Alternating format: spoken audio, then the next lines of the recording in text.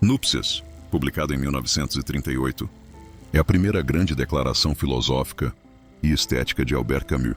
Antes, mesmo de suas obras mais conhecidas, O Estrangeiro, A Peste, O Mito de Sísifo, Camus já expunha aqui a essência de sua visão de mundo, a consciência do absurdo, o amor pela vida e a recusa em buscar consolo fora da experiência sensível. Os ensaios reunidos em Núpcias, Núpcias em Tipasa, O Vento em Gémila, Verão em Argel e o Deserto, formam uma celebração da existência terrena, uma exaltação da comunhão entre o corpo e o mundo. O livro é um hino ao instante presente, à plenitude física da vida. A alegria pagã de existir sob o sol do Mediterrâneo, mas é também uma reflexão profunda sobre a condição humana, marcada pela consciência da morte e pela aceitação do limite. Camus, jovem e pobre, vindo dos bairros populares de Argel, escreve Núpcias não como filósofo abstrato, mas como homem enraizado em uma paisagem. O Mediterrâneo é aqui mais do que um cenário, é uma presença espiritual. A luz, o calor, o vento e o mar constituem a matéria mesma da reflexão. Em Tipasa, entre as ruínas romanas e o brilho do sol, o autor sente a coincidência perfeita entre o corpo e o mundo. Uma espécie de epifania pagã, onde não há separação entre o homem e a natureza. Essa fusão é o momento das núpcias do título, o casamento entre o ser e o mundo, entre a carne e o universo, entre o efêmero e o eterno. Para Camus, esse instante de plenitude não precisa de explicação metafísica. O sentido está na própria experiência. A originalidade de Camus em Núpcias está em transformar o que poderia ser um simples lirismo sensorial em uma filosofia do real. O prazer de existir não é para ele uma fuga da lucidez, mas sua consequência. É justamente porque sabe que a vida é breve e que a morte é inevitável que o homem deve amá-la com intensidade. O corpo, o sol, o mar, tudo o que é efêmero, ganha valor absoluto quando se abandona à esperança de eternidade. Essa é a primeira forma da revolta camusiana. A recusa em fugir da vida pela via da religião ou do desespero. A única atitude digna é aceitar o mundo como ele é, sem lamentar sua finitude. Camus escreve: com o sol e o mar, a felicidade é uma obrigação. Essa frase resume sua ética da presença. Viver plenamente, sem esperar outra vida, é o verdadeiro dever humano. A linguagem de Núpcias é clara, sensorial e precisa. Cada frase parece carregada de luz. Não há abstração, há presença. Camus escreve como quem respira o ar, salgado e sente a areia nos pés. É uma escrita física, quase táctil, que traduz o que ele chamaria mais tarde de pensamento mediterrâneo.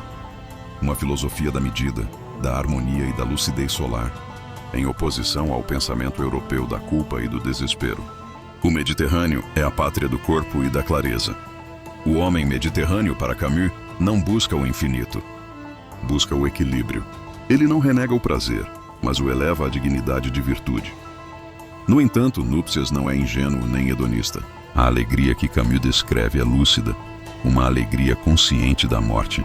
A felicidade para ele só é verdadeira quando aceita sua própria fragilidade. O que importa não é viver o máximo, mas viver o mais intensamente possível, escreve. Essa intensidade nasce do contraste entre a vida e a morte, entre o calor e o vazio, entre a carne e o nada. A morte, longe de negar a vida, é o que lhe dá peso e urgência. Saber que se vai morrer é o que permite ao homem viver de forma plena. Assim, as núpcias são também uma união com o destino, com a fatalidade, com a própria condição humana. Nos ensaios seguintes, Camus aprofunda essa consciência. Em O Vento em Gémila, ele visita as ruínas de uma cidade morta, onde a beleza das pedras se mistura ao silêncio da desolação. Aqui, a alegria dá lugar a uma meditação sobre o tempo e o esquecimento. Camus percebe que tudo o que é vivo está condenado a desaparecer, e que a beleza, por mais intensa, é passageira. Mas, em vez de se lamentar, ele transforma essa constatação em uma forma de sabedoria. A eternidade, diz ele, está no instante. O homem é mortal, e isso é tudo. Mas é porque é mortal que é feliz. Essa aceitação do limite é o núcleo ético de sua filosofia. Em Verão em Argel, Camus retorna à sua cidade natal e descreve com ternura o povo simples. Os corpos bronzeados, o mar cintilante e a pobreza digna dos bairros populares. Ele contrasta essa vitalidade natural com o moralismo hipócrita da Europa, onde o homem se envergonha de seu corpo e busca a salvação na culpa. Em Argel, diz Camus, não há inferno nem pecado, apenas a vida presente. O sol purifica tudo. Essa visão é também política e cultural. Camus vê no Mediterrâneo um modelo de civilização baseada na medida e na beleza, oposta aos extremos ideológicos que dominaram o século XX, o fanatismo religioso e o totalitarismo político. O homem mediterrâneo é o homem livre porque aceita o limite e se reconcilia com o mundo. O último ensaio, O Deserto, é mais austero, mais interior. Camus viaja pelo sul da Argélia e contempla o vazio das paisagens áridas. O deserto é o espelho da alma lúcida, silencioso, despido de ilusões, mas cheio de presença. É o lugar onde o homem se confronta com o nada e, paradoxalmente, reencontra a plenitude.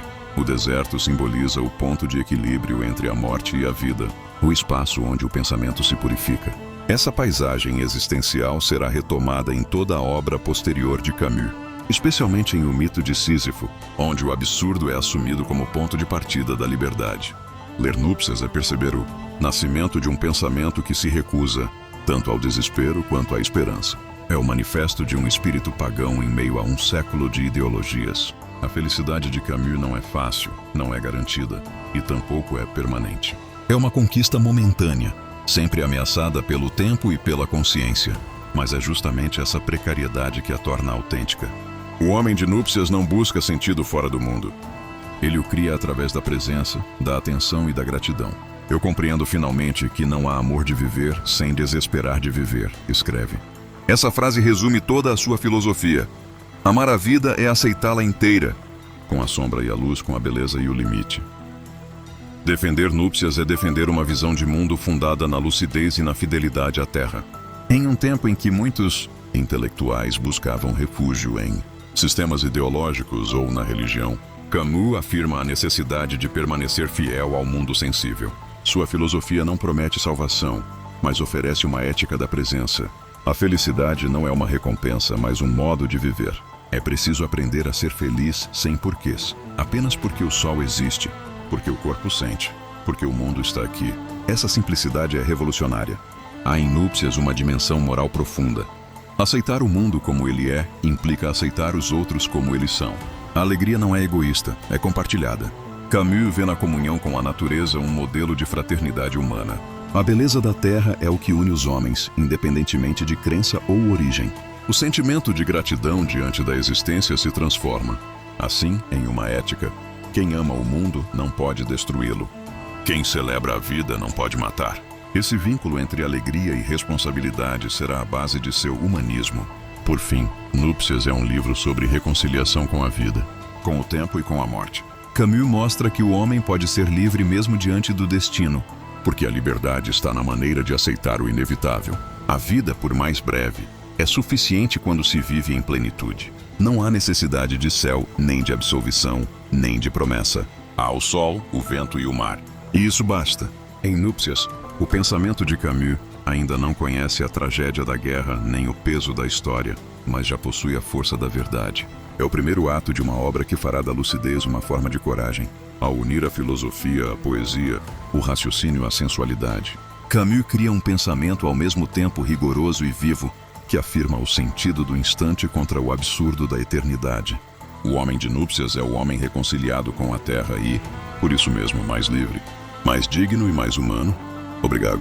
Agora que chegamos até aqui, deixe aquela curtida e me segue aqui no YouTube. Acione também a notificação para ser avisado quando tivermos um vídeo novo. E sobre qual obra filosófica você quer que eu fale amanhã? Deixe aí nos comentários. Até lá!